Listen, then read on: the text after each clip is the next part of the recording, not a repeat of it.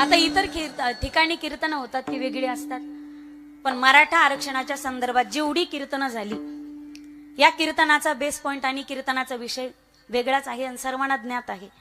न बिरला न बाटा, न बाटा न टाटा, न बिरला न बाटा, न बाटा न टाटा. अरे कुणबी मराठा हाच या महाराष्ट्राचा खरा बायोडाटा. कुणबी मराठा हाच या महाराष्ट्राचा खरा बायोडाटा. वारकऱ्याच्या गळ्यातील माळ म्हणजे मराठा, कीर्तनातील टाळ म्हणजे मराठा, महाराष्ट्राची नाळ म्हणजे मराठा, एक मराठा. तुम्ही सगळेच उपोषणाला बसले का काय? मग तुमचा आवाज कस काय कमी पडायला लागला? हे आवाज कमी नाही पडला पाहिजे, बॅटरी डाऊन नाही झाल्या पाहिजेत. एक मराठा, एक मराठा, शुभाची तलवार मराठा, तलवारीची धार मराठा. अरे शत्रूवर केलेला वार मराठा, झेंडा अटके पार मराठा. एक मराठा, एक मराठा, सह्याद्रीचा थाट मराठा, स्वराज्याचा घाट मराठा. एक साथ दौडले वीर, एक साथ मराठा. एक मराठा, एक मराठा. विठ्ठल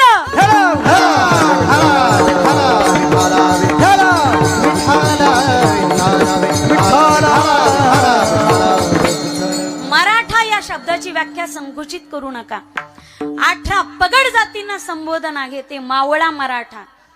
आजही राष्ट्रगीतामध्ये महाराष्ट्राचा उल्लेख असा येतो.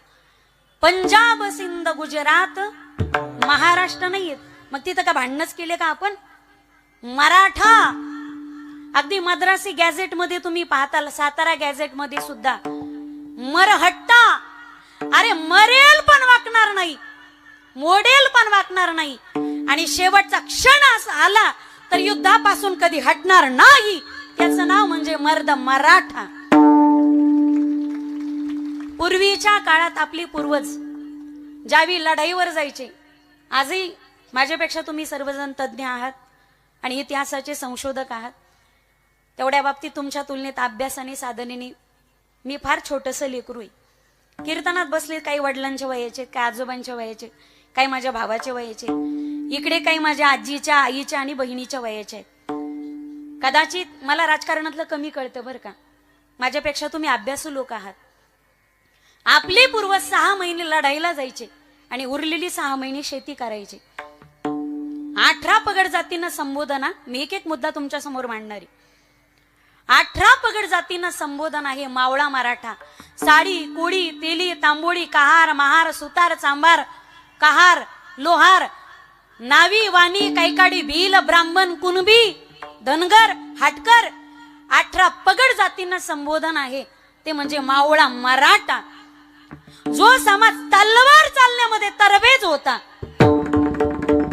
युद्धाचं प्रशिक्षण, हातामध्ये तलवार घेऊन दुर्जन विचाराचा निपात करण्याची धमक ज्याच्या रक्तात होती, आमचे पूर्वज छाती ठोकपणे आणि स्वाभिमानाने सांगायचे की आम्ही मराठी आहोत म्हणून. एक 50 ते 100 वर्षाचा काळ जर तुम्ही उलगडला, आता माझा जन्म नाही आणि तुम्हाला कळत नाही, 50-100 वर्षाचा काळ जर उलगडला तर पूर्वी प्रत्येकाच्या जाती समोर मराठा सुतार, मराठा कुंभार, मराठा कुणबी, मराठा लोहार ही ज्याची तिची जात लावलेली असायची.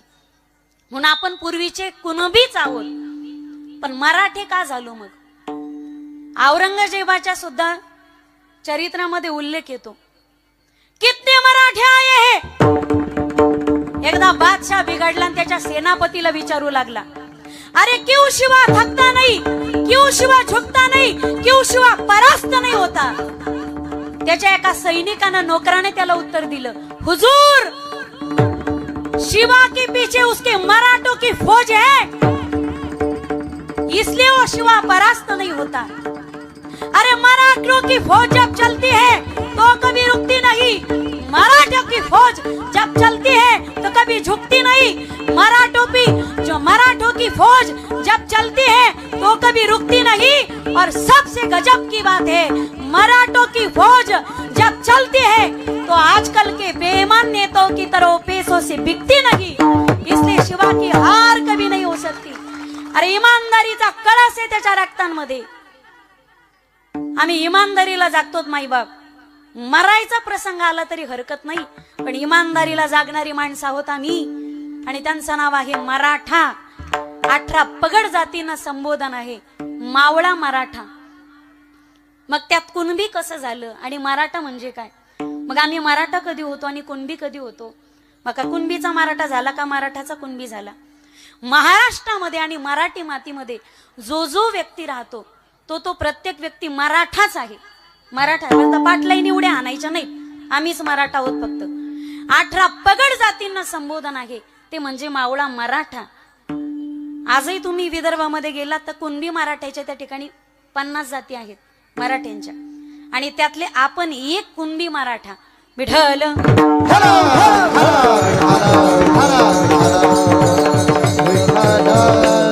खर तर आरक्षणाची झळ आणि आरक्षणाची गरज साधू संतांना सुद्धा भासली. बंड पुकारलं. जी जाती व्यवस्था होती, वर्ण व्यवस्था होती, त्या जातीच्या विरोधात पहिलं बंड पुकारलं. आणि बंड पुकारून शिंप्याच्या जातीला कीर्तन करायचा अधिकार नाही, या विरोधात बंड पुकारणारे पहिले वारकरी संप्रदायाचे संत श्री संत नामदेव महाराजांनी शिंप्याच्या जातीने कीर्तन केलं तर काय महाप्रलय येतं. बंड पुकारलं आणि कीर्तन केलंच. सर्व जाती धर्मातील संत आले.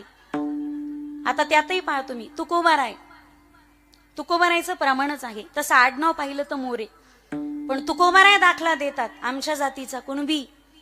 बरे देवा कुणबी झालो, नाहीतरी दंबे असतो मेलो. मग विदर्भामध्ये गेलात तर तुम्ही तुकोबारायची जात पडते ती. तुकोबाराय कोणत्या कॅटेगरीत मोडतात? मी माईक घेऊन खाली येऊ का? तुकोबाराय मराठा आहेत, तुकोबाराय म्हणतात आम्ही कुणबीत. तुकोबारायचं आडनाव मोरे. विदर्भामध्ये गेला तर तुकोबाराय ओबीसीच्या कॅटेगरीत मोडतात, आणि मराठवाड्यात आणली तर तुकोबाराय ओपन मध्ये मोडतात. साधू संतांची प्रमाण आहेत. मला जास्त तोंड जोडून सांगायची गरज पडणार नाही. विठ्ठल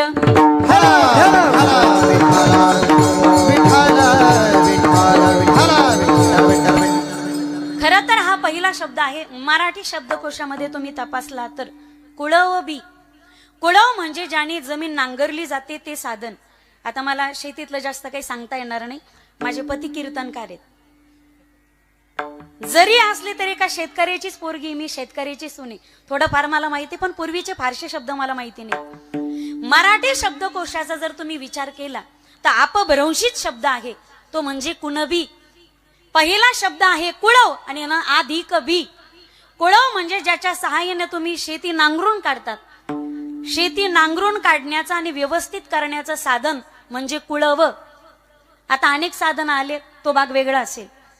कुळव म्हणजे ज्याच्या सहाय्याने तुम्हाला जमीन नांगरायची, आणि एकदा जमीन नांगरली, पाऊस पडला, शेतकऱ्याने मोसम साधला, वापसा झाला, व मग बी टाकायचं, ते पेरायचं, आणि त्याच्यापासून पीक उगवतं, त्याच्यापासून माल साध्य करायचा, आणि त्याच्यावर अख्ख्या जगाला पोसवायचं, हे काम शेतकऱ्याचं. कुळव अधिक बी.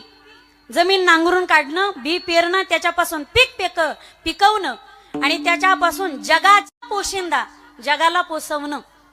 कुळव अधिक बी. जमीन नांगरून काढणं, बी टाकणं, पेरणं, माल काढणं, जगाला पोसवणं. जमीन नांगरणं, बी टाकणं, माल काढणं, जगाला पोसवणं, हे कुळव बी. कुळव बी, कुळव बी. अपभ्रंश झाला.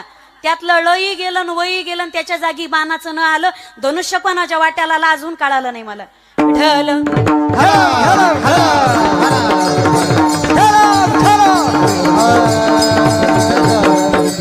कुळवबी. कुळवबी याचं झालं कुणबी. कुणबी.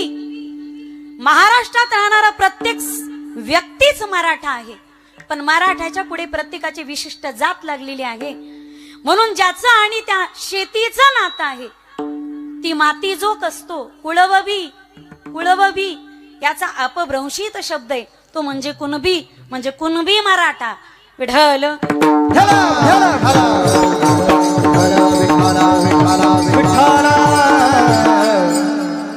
म्हणून 1902 मध्ये दुसऱ्यांदा कायदा आलता मराठा सर्वांच्या बाबतीत आरक्षणाचा. बहुजन समाजातील सगळ्या व्यक्तीला आरक्षण भेटलं पाहिजे. राजर्षी शाहू महाराजांच्या दरबारात तो कायदा स्वातंत्र्याच्या चळवळीनंतर दोनदा येऊन गेला. सगळ्यांना आरक्षण भेटलं पाहिजे. खरं तर हे आरक्षण मागेच भेटायला पाहिजे होतं. आज काही म्हणतात तुम्हाला 50 एकर जमीन आहे 25 एकर जमीन आहे. काय मराठा समाजाला आरक्षणाची गरज आहे? तो काळ बदलला माईबाप. आता तो काळ बदलला. इथं प्रत्येकाची शेती जर तपासली ना तर प्रत्येकाला मला वाटतं क्वचित बोटावर मोजणे इतके सापडतील ज्यांना 10 आणि 15 एकर शेती. आज माझ्या घरात वाटणी झाली तर माझ्या एकटीच्या वाट्याला 1.5 एकरी का 2 एकरी तेही मला सांगू शकत नाही मी. आज एका हेक्टरवर आपला समाज आला. जमिनी भरपूर होत्या, लोकसंख्या वाढत गेली, डिवायडेशन होत गेलं, लोकसंख्या वाढत गेली, जमिनीचे तुकडे होत गेले आणि प्रत्येकाच्या वाट्याला आता 2 एकर 1 एकर 1.5 एकर काही तर भूमिहीन झालेत. म्हणायला कुणबी मराठा आहेत, काही भूमिहीन झालेत. आणि एवढ्याशा जमिनीमध्ये 1 हेक्टर जमिनीमध्ये त्यात पाऊसही वेळेवर पडत नाही, माल वेळेवर उगवेना. एक वाक्य बोलू, शेतकरी कालही राजा होता, आजही राजा आहे, तो उद्याही राजा राहणार. त्याचा हात कोणी धरू शकत नाही. पण पुढचं गोड वाक्य ऐका, फार धोका आहे बरं का या वाक्यामध्ये. त्याला 2 गोष्टी टाइमवर भेटल्या तर, निसर्गाने त्याला योग्य वेळी योग्य साथ दिली तर शेतकऱ्याचा हात कधीच कोणी धरू शकत नाही.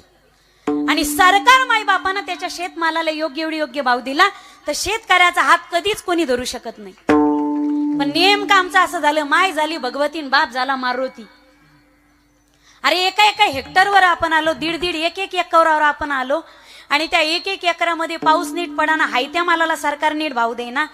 आता त्या शेतीमध्ये त्या कुणबीने त्या मराठ्याने नेमके लेकराचं शिक्षण करायचं, पोरीचं लग्न करायचं, म्हाताऱ्या मायबापाचा आजार पण करायचं का स्वतःचा प्रपंच चालवायचा? काय करायचं मायबाप? स्वतःच्या सुखासाठी आजपर्यंत मराठा समाजाने कधीच आरक्षण मागितलं नाही. आणि माहितीये, आम्ही जर अप्पलपोटे असतो ना, अप्पलपोटा तो असतो जो पंक्तीला साऱ्याच्या आधी बसतो. जर मराठा समाज अप्पलपोटा असता तर पंक्तीला आधी आरक्षणाच्या बसला असता. नाही, आधी जो दुसऱ्याला जेव घालतो तो उदारे. विठ्ठल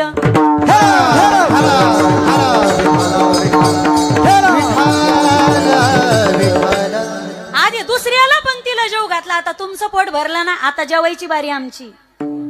समजदार को इशारा कापी, तुम्ही रेंज मध्ये राहा गड्या. मुळात माझं कीर्तन 4G घेऊन बसलं त्यालाच कळतं मी 2G ला 3G ला नेटवर्कच देत नाही. त्यांचे दृष्टांत सिद्धांत शेवटपर्यंत डाउनलोडच होत नाहीत. ते गोल बिंगत राहते तर मधीच त्याला नेटच पुरत नाही. विठ्ठल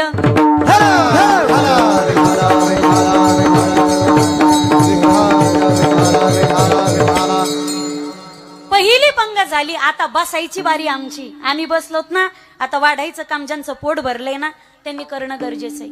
पण महाराष्ट्रातून प्रतिसाद भेटला मायबाप. जर मराठा आरक्षणाला समाजाचा विरोध असता तर मला असं वाटतंय माझ्या हटकर धनगर बांधवांनी कधी सराटे अंतरवाली झालेल्या त्या विराट सभेला सपोर्ट केलाच नसता आणि पाठिंबा दिलाच नसता. अरे मुस्लिम बांधवाचा सुद्धा सपोर्ट होता आणि बौद्ध बांधवाचा सुद्धा सपोर्ट होता. एवढी उदारता फक्त महाराष्ट्राच्या मातीतच दिसू शकते तुम्हाला. विठ्ठल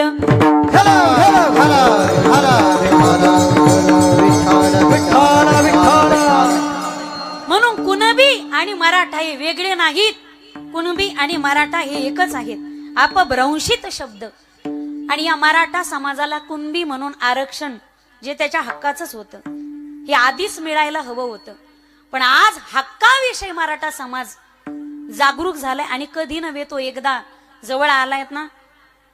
आता एकदा आलात ना, आभी नाही तो कभी नाही. आता फक्त माघार घ्यायची नाही गड्या कोणी. बऱ्याच जणांचा पोटसूळ उठत होता आणि बऱ्याच जणांनी 2-2 पार्ट्या करायची सुद्धा मजाल झाली, त्यांची हिंमत झाली.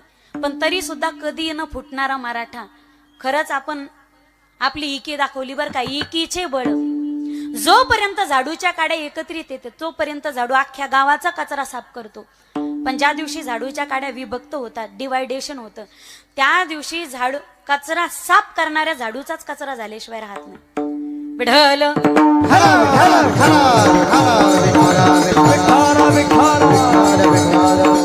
आणि आज सगळा समाज एकत्रित आलाय. आज सगळ्या माहिती तुम्हाला, आज सगळ्या मराठा समाजाची पंढरी आपली सराटी अंतरवालीत होऊन बसली. इथं पैसे देऊन लोक सभेला येत नाही, तो साऱ्या गाड्या रिकाम्या गेल्या, काचा फुटल्या, काही चष्म्याच्या भीतीनं आता देव देव म्हणायला लागले. तर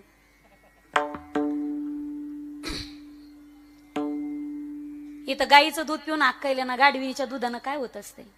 विठ्ठल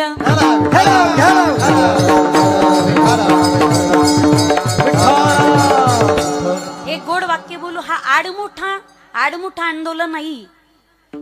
हे सगळ्या गोष्टीचा अभ्यास करून, कायद्याचा अभ्यास करून आणि शांततेच्या मार्गाने, अहिंसेच्या मार्गाने केलेलं आंदोलन.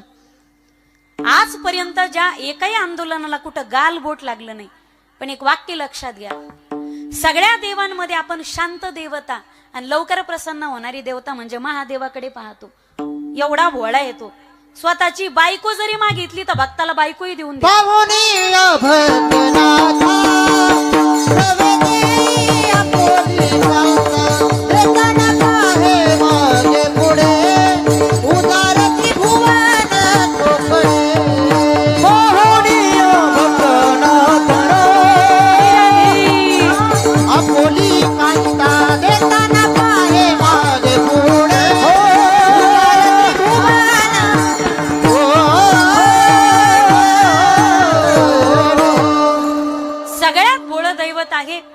तुम्ही प्रसन्न करा, लवकरच प्रसन्न होते. किती राग आणण्याचा प्रयत्न करा, भोलेनाथांना राग येत नाही. पण लक्षात घ्या, ज्याला राग येत नाही त्याला आला की तो जाळल्याशिवाय राहत नाही.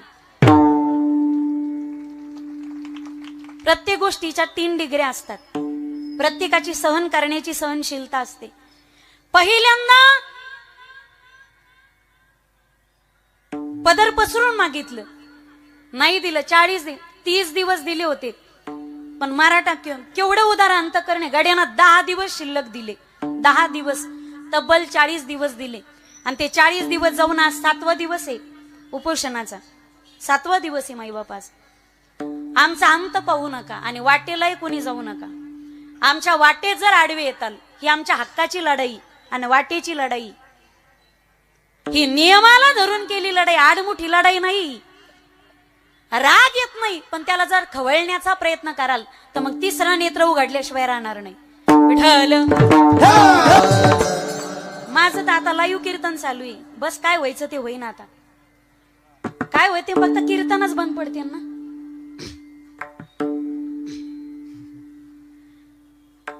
ज्याने चोच दिली म्हणताय तो दाना देतो. एवढ्या माझ्या मराठा समाजात 18 पगड जातीच्या समोर आणि माझ्या श्रोते माईबापाचं उदार अंतकरणात नसताना लहान तोंडी मोठा घास. पण एक वाक्य बोलते गड्या, भले तुम्ही 145 माना नाही तर 148 माना, तुम्ही मानत असाल हो, पण एक गोड वाक्य बोलू का. मला अजूनही वाटतंय मराठा आरक्षणाच्या बाबतीत मराठ्यांची राजकीय कुस अजूनही वांजच आहे, अजूनही वांजच आहे. कोणी दिला काल राजीनामा, कोण दिला आज राजीनामा, हे भिवून येतं.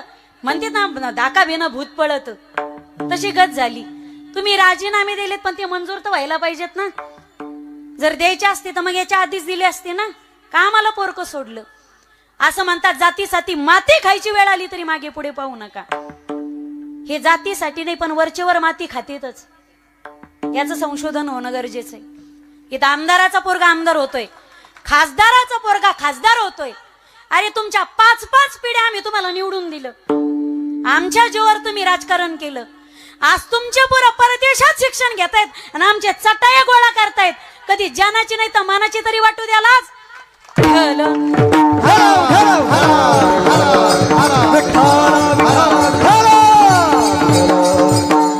आजपर्यंत माझ्या भोळ्या बाबड्या समाजाचा गैरफायदा घेतला, पण आता जागृत झालात ना, अजिबात नाही. आपले पोरं परदेश देशात गेली पाहिजे, ह्या अवलादीनं चटाई उचलले पाहिजेत. आता यासाठी तुम्ही जागरूक होणं गरजेचं आहे. फक्त एकत्रित आलात ना माझ्या दादांना, आता शेवटच्या क्षणापर्यंत लढायचं. मर हट्टे, मरणार पण मागे हटणार नाही. आणि मुळात तो अभंगच या ठिकाणी निवडलाय मी. पण सगळी प्रस्तावना करता करता मला वाटतं 9:15 वाजले अभंगावर यायला. प्रस्तुत अभंग जगद्गुरु तुकोबारायांचा आहे आणि या प्रस्तुत अभंगाद्वारे संतश्रेष्ठ तुकोबाराया प्रतिज्ञा करतायत जगाच्या मालकाच्या दारात उभं राहून. आज प्रतिज्ञा कोणाही बावळट करतो, या प्रतिज्ञेला अजिबात मोल नाही. भाजीत मीठ कमी पडलं, बायकोला सांगायची ज्याची हिंमत होत नाही तो गल्लीत उभा राहून प्रतिज्ञा करतो. याला अजिबात किंमत नाही. असे प्रतिज्ञा करणारे किती आले तर किती बी गेले. आता बंगले जाळलेत, काही काही भीतीनं बंगल्याच्या बाहेरच निघा ना तो. विठ्ठल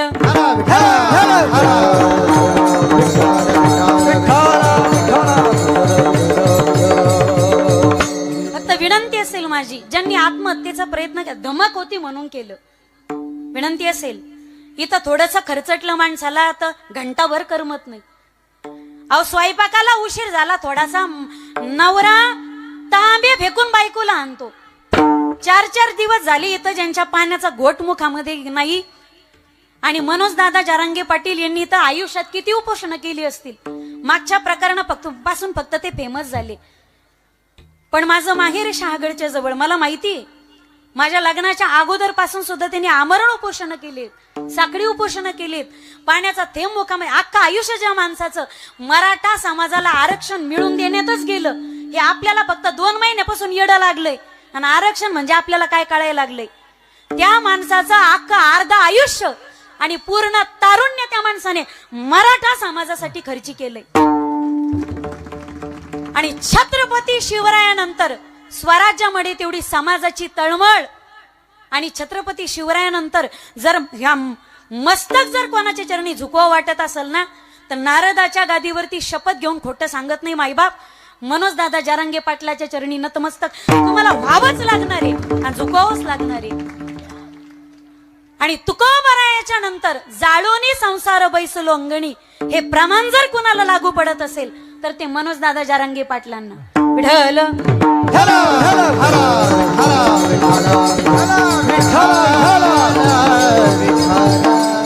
शास्त्राने 3 शब्द आपल्या समोर ठेवली चिंतना करण्यासाठी: आज्ञा, अवज्ञा आणि प्रतिज्ञा. तुम्ही लक्ष देऊ नका, फक्त गोडबड गोंधळ होणार आहे. तुमचं पूर्ण लक्ष माझ्याकडे केंद्रित पाहिजे. इथं आपली परीक्षा आहे. मग आज्ञा, अवज्ञा आणि प्रतिज्ञा. आज्ञा कोणी करावी, अवज्ञा कोणी करावी आणि प्रतिज्ञा कोणी करावी, थोडक्यातच सांगून मी अभंगाच्या पहिल्या चरणावरती येते. आज्ञा कोणी करावी, पहिली अवज्ञा लक्षात घ्या. अवज्ञा कोणी करावी, अवज्ञा कुणीही कुणाची करू नये. आपली कुणी अवज्ञा केली तर ती आपल्याला आवडत नाही, पटत नाही, रुचत नाही. मग इतरांची अवज्ञा करण्याचा अधिकार तुम्हाला कोणी दिला? एवढे आंदोलन झालेत पण शिस्तीत झालेत. आम्ही तुमची आज्ञा पाळली. माझी विनंती सरकारला, सरकार महोदयाने आमची 40 दिवसाची आज्ञा पाळायलाच हवी होती. पण सरकार कमी पडलं, गाड्या कमी पडलं. सरकारने अवज्ञा केली. आपली कोणी अवज्ञा केली तर ते आपल्याला आवडत नाही. मग इतरांची अवज्ञा करण्याचा आपल्याला अधिकार कोणीच दिला नाही. शास्त्र सांगते अवज्ञा करू नका, अधर्म करू नका. पण एका विशिष्ट भूमिकेवरती परमात्मा प्राप्ती होत असेल आणि धर्मासाठी अधर्म होत असेल, धर्मो रक्षेती रक्षितः, तुम्ही धर्माचं रक्षण कराल तर धर्म तुमचं रक्षण करेल. कधी कधी खरं पटवून देण्यासाठी खोट्याचा सहारा जर घ्यायचा असेल तर शास्त्राने सांगितलं हरकत नाही. प्रल्हादे जनक विभीषण बंधू राजमाता निंदू भरत गेले, राजमाता निंदू भरत गेले. प्रल्हादे जनक विभीषण बंधू राजमाता निंदू भरत गेले, राजमाता निंदू भरत गेले. हे प्रल्हादे जनक विभीषण बंधू राजमाता निंदू भरत गेले, राजमाता निंदू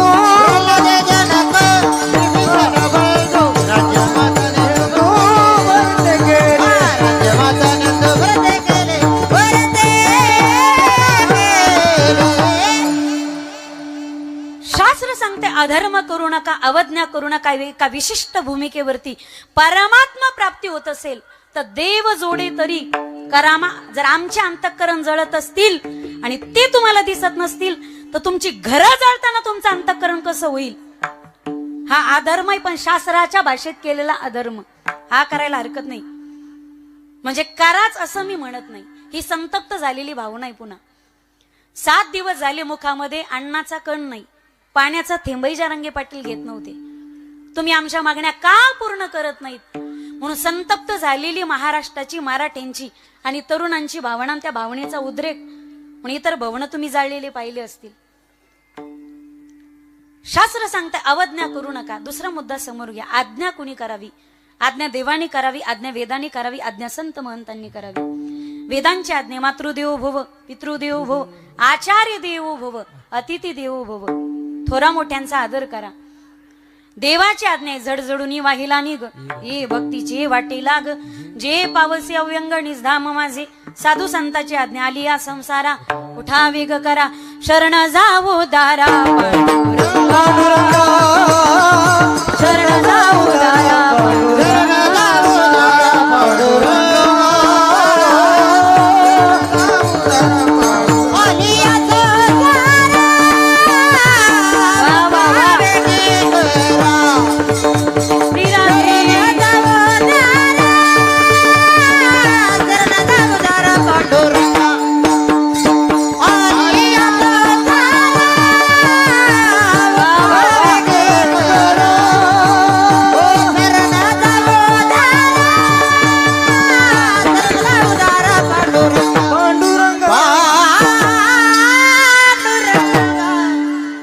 या संसारा, उठा वेग करा. साधू संताची आज्ञा आहे. आणि तिसरा मुद्दा समोर घ्या, प्रतिज्ञा, जो आजच्या अभंगामध्ये अभिप्रेत आहे. प्रतिज्ञा कुणी करावी? सामान्य व्यक्तीने प्रतिज्ञा अजिबात करू नये आणि तोंडावरही पडू नये. अशा अनेक झालेत, इथं येणं तिथं येणं तिथं, दिसला की हानी ना आता ठल.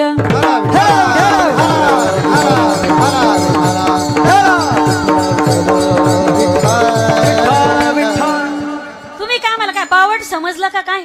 बिड्या फुके दिसले का काय तुम्हाला सगळेजण? इथं येईन आणि तिथं येईन, यांनी माझ्या आपल्याला येड्यात काढलं. काका, मामा, दादा, आपलं काय नाही म्हटले, जायचं फक्त बोलायचं आणि बोलून मोकळं व्हायचं. दुसरा म्हणतो येस, तिसरा म्हणतो अरे माईक चालू आहे. असं काय महाराष्ट्रामध्ये व्हायरल. आणि वरचे वर तोंबडीचा अपना करणार हे तोंड चोपडे कुडलचे. विठ्ठल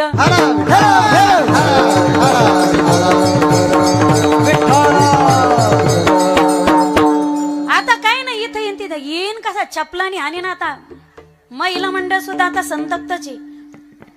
मराठा आरक्षणामध्ये केवढा मोठा सपोर्ट, केवढा मोठा पाठिंबा आहे माझ्या मातृवर्गाचा. एकदा टाळी वाजवा आमच्यासाठी. तुम्हाला काय वाटलं यांना फक्त काय चुली पुढे भाकरीच थापता येतात का?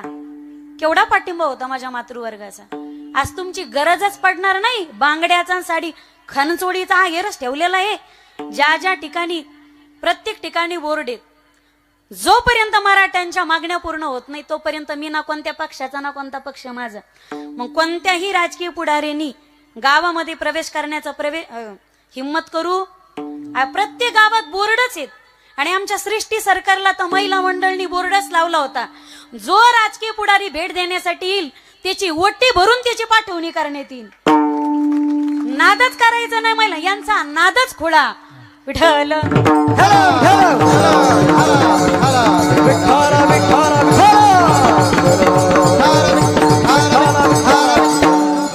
सामान्य व्यक्तीने प्रतिज्ञा, अरे इथे भल्या भल्यांच्या प्रतिज्ञेला मोल नाही. भल्या भल्यांच्या प्रतिज्ञा. रावणाने 3 प्रतिज्ञा केल्या होत्या. स्वर्गाला शिडी लावील, समुद्राचं खारं गोड करेल आणि सोन्याला सुगंध आणील. पण रावणाची एकही प्रतिज्ञा पूर्ण करता आली नाही. 14 चौकड्याचं आयुष्य असताना सुद्धा. जिथं रावणासारख्याच्या प्रतिज्ञा मोडीत निघाल्या, पूर्ण झाल्या नाहीत, तिथे तुम्ही आम्ही कोणत्या झाडाचा पाला कुठं उचलून फेकून देते, पत्ता सुद्धा लागायचा नाही. सामान्य व्यक्तीने प्रतिज्ञा करू नये. ऐका, प्रतिज्ञा म्हणतात कशाला? अरे यात जर हिंदू धर्माची निंदा करत असाल तर समुद्रात फेकून देईल. प्रतिज्ञा करताय स्वराज्य, स्वाभिमानी, विवेकानंद, याला प्रतिज्ञा म्हणतात. अरे आलात तर तुमच्या सहित आणि नाही आलात तर तुमच्या शिवाय या समुद्रामध्ये उडी टाकण्यासाठी मी एकटा तयार आहे. प्रतिज्ञा करतायत स्वातंत्र्य वीर सावरकर, याला प्रतिज्ञा म्हणतात. तुम मुझे खून दो, तुम मुझे तंबाखू दो, मैं तुम्हें चूना दूंगा. तुम मुझे वोट दो, मैं तुम्हें नोट दूंगा.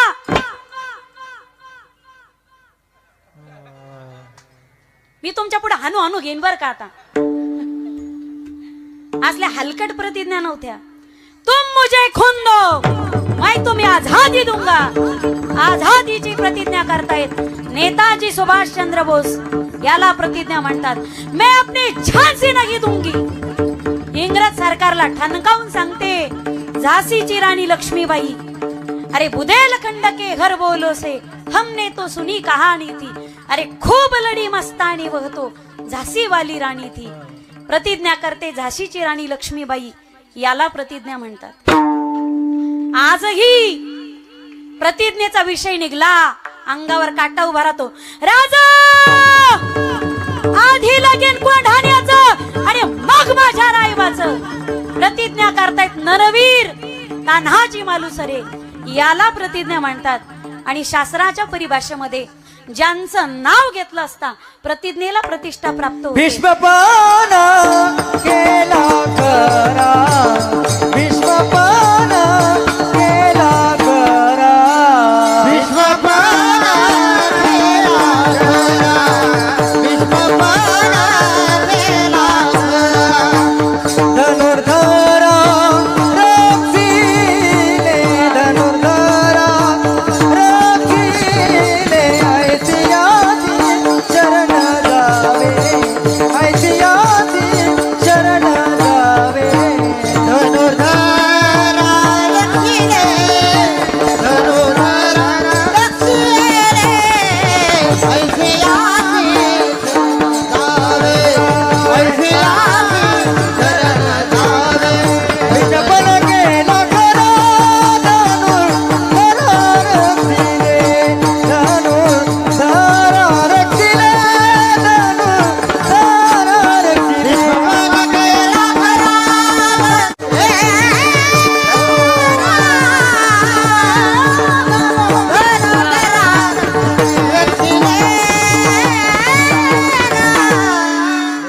वाजवा ना एकदा जोरदार टाळी. भीष्मपण केला खरा धनुर्धरा रक्षिले. शास्त्राने प्रतिज्ञेचे 5 प्रकार सांगितले. अर्थमूलक प्रतिज्ञा, अनर्थमूलक प्रतिज्ञा, स्वार्थमूलक प्रतिज्ञा, परार्थमूलक प्रतिज्ञा आणि परमार्थमूलक प्रतिज्ञा. प्रतिज्ञा करायची झाली तर अर्थमूलक करू नका. आणि केलीच तर काय भोगावं लागतं. ज्यांनी ज्यांनी घोटाळे केले त्यांची एकदा जाऊन, ज्यांच्या मागे ईडी लागला ना त्यांची एकदा मुलाखत घेऊन या. म्हणजे तुम्ही आम्हाला आरक्षण नको ना आम्हाला कुणबी म्हणून प्रमाणपत्र नकोच, आम्हाला गरजच नाही. अरे तुमच्या घरी इड्या लागले तेवढी इस्टेट तुमची जळाता जळा नाही.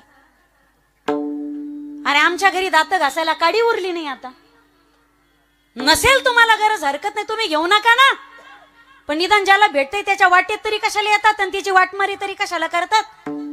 5-5 पिढ्या बसून खातील एवढी इस्टेट आहे तुमची. तुम्हाला नाही ना गरज, घेऊ नका ना तुम्ही. पण सामान्य व्यक्तीचं का बळी देत आहे. अर्थमूलक प्रतिज्ञा. ज्यांनी ज्यांनी घोटाळे, भारत देशामध्ये आदर्श देशात घोटाळे पण आदर्श आहेत. आदर्श घोटाळा, स्पेक्ट्रम घोटाळा, डिझेल घोटाळा, कोळसा घोटाळा. विठ्ठल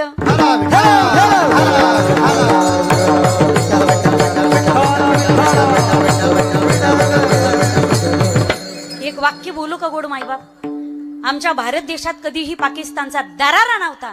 कारण या भारत देशाला कधी संरक्षण मंत्री नव्हते.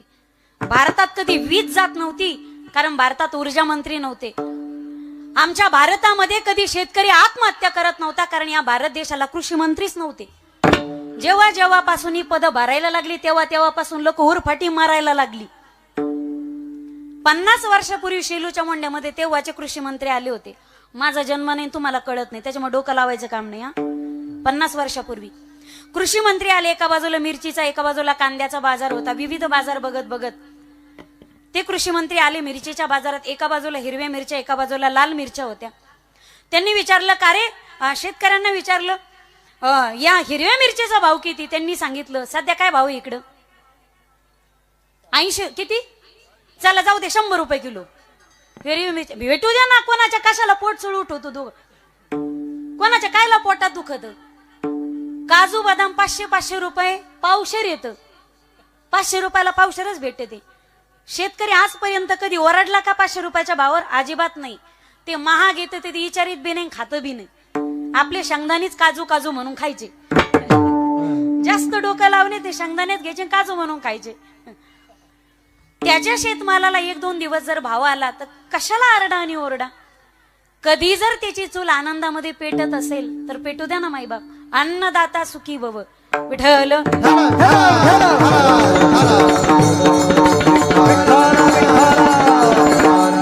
50 वर्षापूर्वी सेलूच्या मोंड्यात तत्कालीन तेव्हाचे कृषी मंत्री आल्याच्या नंतर मिरचीचा बाजार होता. विचारलं हिरवी मिरचीचा भाव किती? म्हणे 100 रुपये किलो. आणि या लाल मिरचीचा भाव किती? सांगितलं 500 रुपये किलो. आणि बिघडलं ते कृषी मंत्री. ते पुढा पाळायला मागून त्याचा पिये पडतो, साहेब थांबा, आणि अजिबात थांबणार नाही. बावड शेतकरीत, येडे शेतकरीत, असे येडे शेतकरी असल्यानंतर हे आत्महत्या करणार नाही तर काय करणार आहेत? तो पिये म्हणे नेमकं साहेब प्रॉब्लेम काय झालं काय? तो म्हणे हिरव्या मिरचीचा भाव, हा म्हणे 100 रुपये किलो. लाल मिरचीचा भाव 500 रुपये किलो. मग येड्या शेतकऱ्याला शेतीमध्ये लालच मिरच्या लावायला काय झालं? हे नको ते बावट त्या ठिकाणी पदी भरायला लागलेत. परिणामी महाराष्ट्रातला शेतकरी आत्महत्या करतोय. विठ्ठल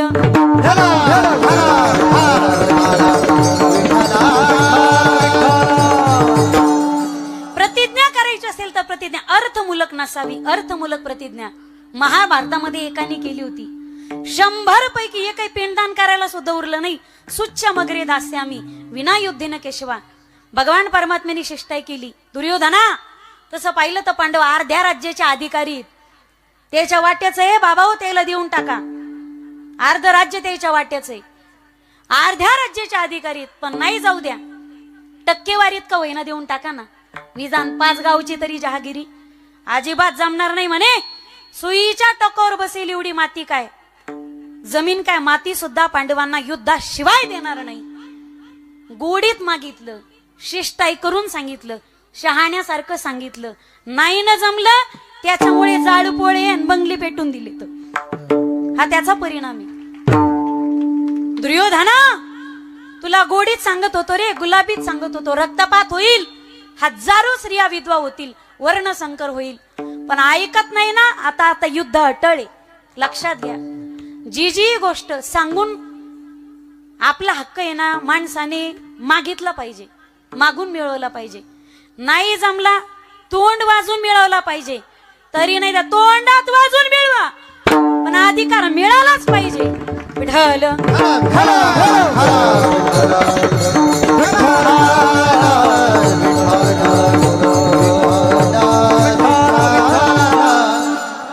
दे दुर्योधना त्यांच्या वाट्याचे, अजिबात देणार नाही म्हणे मी. परमात्मा म्हणे आता युद्ध अटळे. 7 दिवस झाले ना, अजूनही ऐकत नसाल. युद्ध अटळे. जी गोष्ट सांगून मिटली नाही, जी गोष्ट सांगून समजलीच नाही, जिथं अतिरेक झाला व्यतिरेक होतोच,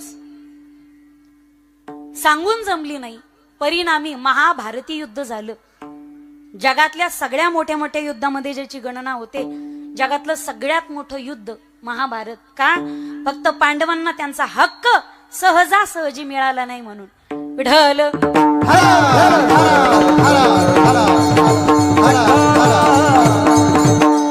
लोक झोपेत असताना तुम्ही पहाटे शपथविधी घेऊ शकतात. लोक साखर झोपेत असताना तुम्ही शपथविधी पूर्ण करू शकतात. 2-2 उपमुख्यमंत्री नेमू शकतात.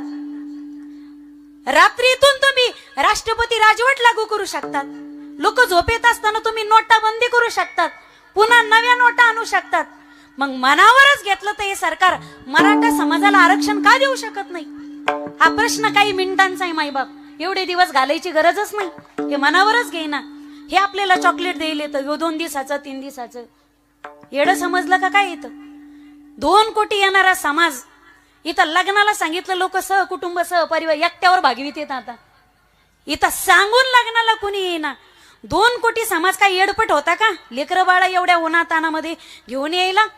लोकांना जागा मिळेल. मी स्वतः 10 किलोमीटरवर रस्त्यावर होते आणि माझ्या पाठीमागे 15 किलोमीटरवरती लोक गाड्या घेऊन रस्त्यावर होते. एका नाही, सराटे आंतरवाडीला जेवढे जाणारे मार्ग होते ते सगळे महामार्ग 25-25 किलोमीटर ब्लॉक झालेले होते. जेवढा समाज त्या विराट सभेच्या प्रांगणात होता तेवढाच समाज बाहेर होता. निम्म्याला एंट्रीज भेटली नाही तिथं. येडपट होता हा समाज. हक्कासाठी जागरूक होणारा आणि प्रत्येकाच्या अंतःकरणात तळमळ होती. एकतर बाई अशी पाहिली, तिच्या कडेवर छोटस 1-1.5 वर्षाचं लेकरू होतं. ती म्हणत होती आज जरी याला त्रास आहे याचा भविष्यकाळ मला सुखाचा करायचा आहे. काल एक बाई एवढी रडत होती नांदेडवरून आलेली, म्हणे मला कालच यायचं होतं, 5व्या दिवशीच यायचं होतं आरक्षणाच्या, पण म्हणे माझी पोरगी अचानक आजारी पडली. एवढी रडत होती ती बाई. माझ्या दादाला माझ्यासाठी एक तरी घोट पाणी पाजा. एक वाक्य बोलू माईबाप, आरक्षण भेटत राहील, ते भेटणारच आहे, ते घेणारच आहोत आम्ही. पण हे आरक्षण ज्यांच्यासाठी घ्यायचंय तेच जर आमचे गड जर गेले, गड आला पण सिंह गेला, असं होता कामा नाही. गड जिंकायचाय पण त्याच्यासाठी आम्हाला आमच्या सिंहाच्या कुर्बान्या नाही द्यायच्या. या घटनेची आम्हाला पुनरावृत्ती नाही करायची. आता आरक्षण घ्यायचंय पण ज्यांच्यासाठी घ्यायचंय तीच आमची मराठा बांधव जर आत्महत्या करत असतील तर त्या आरक्षणाला घेऊन काय मला चाटायचंय का? जेवढं आरक्षण महत्वाचं आहे तेवढा प्रत्येक मराठा बांधव आमच्यासाठी महत्वाचाच आहे, प्रत्येक महत्वाचा आहे. 7 दिवस झाले गोड घेत नाहीत. डॉक्टरांनी सुद्धा सांगितलं जारंगे पाटील यांच्या शरीरात पाण्याची पातळी कमी होते, म्हणून विनवणी करून पाणी पाजतच जा. माझी विनंती असेल माईबाप, आरक्षण देणारच आहे सरकार, द्यावं लागणारच आहे, त्याशिवाय मागे हटणार नाहीच. पण पाणी शरीरात हळूहळू कमी होते, त्यामुळे रक्त घटत चाललंय, गोठत चाललंय. आणि रक्त घटत आलं की मग हार्ट अटॅकचे चान्सेस असतात. डॉक्टरांनी धोका सुद्धा सांगितलाय. काल लाईव्ह बघितलं मी, एक डॉक्टर ढसा रडू लागले का जारंगे पाटलांनी तपासणीसाठी अंगाला हात लावू दिला नाही म्हणून. माझ्या दादांनो, आरक्षण मिळवायचंय, ते भेटणार आहे, पण ते भेटण्यासाठी तुमच्या प्राणाची आहुती जात असेल ही निश्चित बाब दुःखाची असेल. विढल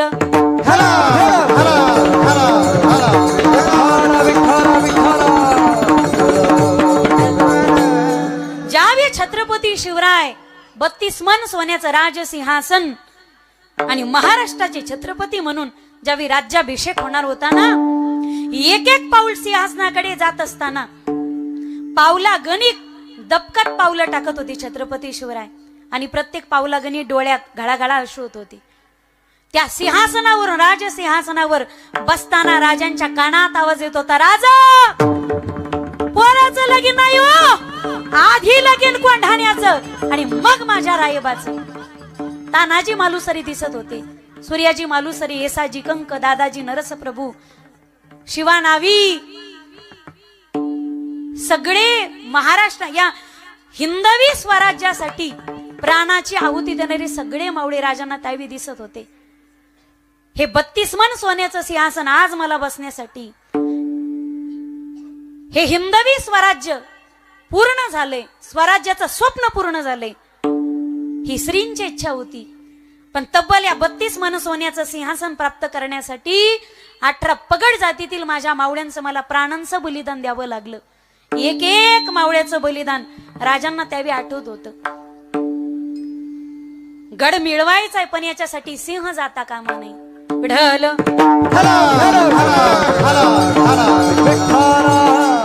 प्रतिज्ञा अर्थमूलक नसावी, अनर्थमूलक नसावी. भारतात राहतात आणि हिताच्या गोष्टी पाकिस्तानच्या करतात, या अनर्थमूलक प्रतिज्ञा स्वार्थमूलक नसावी. मला सगळं भेटलं पाहिजे आणि माझ्या पत्तरवेळी भात आला पाहिजे, स्वार्थमूलक प्रतिज्ञा नसावी. प्रतिज्ञाच करायची झाली तर प्रतिज्ञा परार्थाची करा, प्रतिज्ञा परमार्थाची करा. सेवी तो हारस वाटी तो अनेका, घ्या रे होऊ नका रान भरी, तुका म्हणे खातो आनंदाचे लाडू, नका चर पडू घ्या रे तुम्ही. 5वी प्रतिज्ञा सांगितली म्हणजे परमार्थमूलक प्रतिज्ञा. ज्ञानोबरायापासून कळस असणाऱ्या तुकोबरायापर्यंत सगळ्यांनीच प्रतिज्ञा केल्या, पण सगळ्यांच्या प्रतिज्ञा बघण्यासाठी आपल्याकडे वेळ अत्यंत कमी आहे. वारकरी संप्रदायाच्या कलशस्थानी असणारे संप्रदायाचे महामेरू, वैराग्यराग्रसिकत्व प्राप्त असणारी तेजोनिधी भगवान श्री तुकोबराय पारमार्थिक स्वरूपाची प्रतिज्ञा करतात. सेवेला निवडलेल्या अभंगाच्या प्रथम चरणात घेईन मी जात वा वा वा दादासाठी घेईन मी जात दादासाठी देवा. घेईन मी जन्म याजसाठी देवा, तुझी चरण सेवा साधावया. तुकोबराय स्वतःची प्रतिज्ञा जगाच्या मालकाच्या दारात उभं राहून प्रगट करतात. घेईन मी जन्म भगवंता, तुझी चरण सेवा साध्य करण्यासाठी, तुझी सेवा करण्यासाठी मी पुन्हा पुन्हा जन्म घेईन. मी पुन्हा येईन, जन्माला येईन. मी पुन्हा पुन्हा जन्माला येईन. तुझी चरण सेवा आणि प्रतिज्ञा ती असावी, जगत हिताची असावी. मनोज दादा जरांगे पाटलांनी सुद्धा प्रतिज्ञा केली, चुलीपुढं नाही केली, हा जगाच्या समोर केली, माईक हातात घेऊन केली. आलो तर तुझा आणि गेलो तर समाजाचा. ही प्रतिज्ञाची माईबाप, ही परार्थाची प्रतिज्ञा. अख्खं मंत्रिमंडळ पायाशी बसून होतं. पंतप्रधानाच्या सोबत जेवढा समाज नाही एवढा समाज एका मराठी आणि कुणबी माणसाच्या सोबत आहे. साध्या शेतकऱ्याच्या घरात जन्म घेतलेले एका शेतकऱ्याच्या लेकराच्या सोबत एवढा समाज आहे. काय श्रीमंती हो पाहताल. पाहिलं तर बॉडी बी नाही, दाढी बी नाही, गाडी बी नाही. जेवढ्या गाड्या होत्या लोकांनीच फिरवलं. बॉडी बी नाही. आता उपोषण करू करू शरीरात रक्त उरलं नाही ना. रक्त आत्ताच उपोषण नाहीये. अनेक दिवसापासून उपाशी राहतात ते. मराठा समाजाला आरक्षण भेटावं यासाठी. घर पाहताल तर छोटस मातीचं घर आहे, पत्रे घरावर येतं. अत्यंत गरीब परिस्थिती, फार गरीब परिस्थिती माईबाप. स्वार्थच ठरवला असताना एका रात्रीतून कोटीचा बंगला उभा राहिला असता गड्याचा. तर नाही, बेईमानी करणं आमच्या रक्तातच नाही, जातच नाही, ती अजिबात नाही.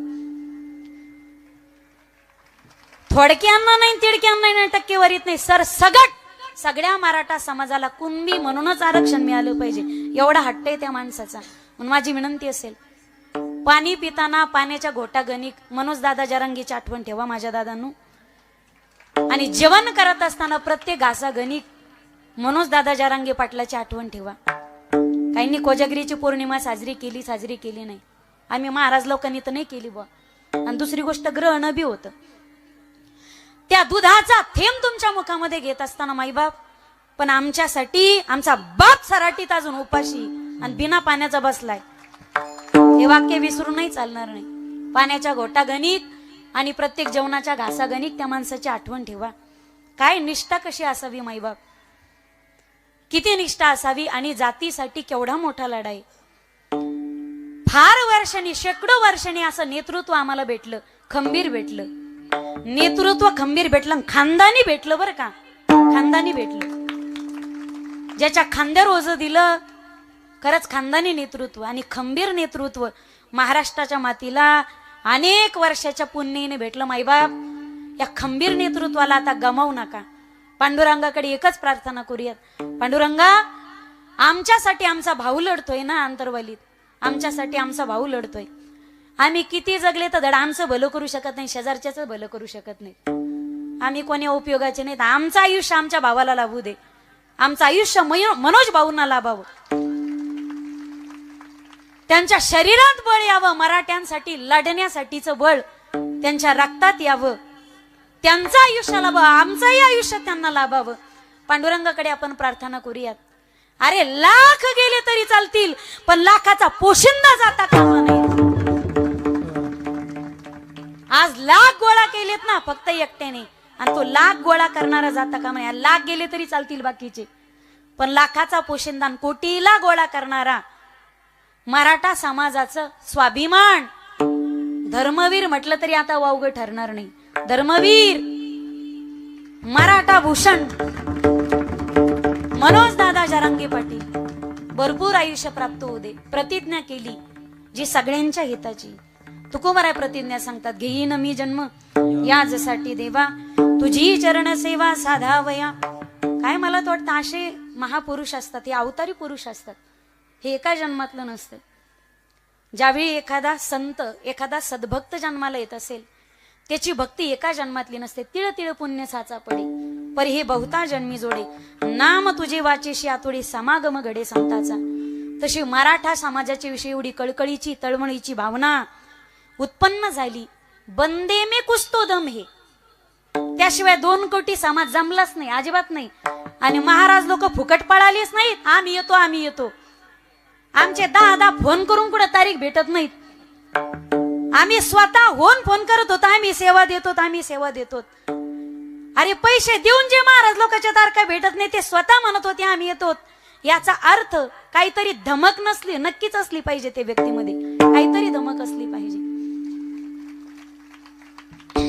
प्रजाहिताची, सकल जनांच्या हिताची प्रतिज्ञा घेईन मी जन्म याचसाठी देवा तुझी चरण सेवा साधावया. एकदा मोठ्या प्रेमाने हात वरती घेऊ आपण सगळ्यांनी हात वरती घ्या. उभे राहिलेले खाली बसलेले, जो व्यक्ती हात वरती घेणार नाही त्याला चिकनगुन्या होईल.